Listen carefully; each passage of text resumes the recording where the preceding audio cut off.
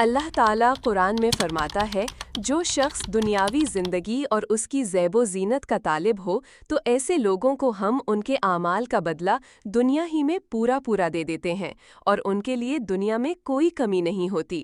ایسے لوگوں کے لیے آخرت میں کچھ نہیں سوائے آگ کے۔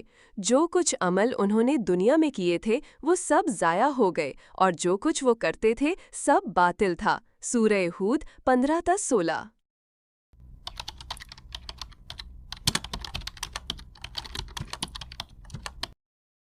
اور اس انسان کا شکریہ جس نے میری آنکھ کو آنسو دیے۔ یہ آنسو مجھے بارگاہ الہی میں لے گئے، کیونکہ ان آنسوؤں کی خریدار رحمت پروردگار۔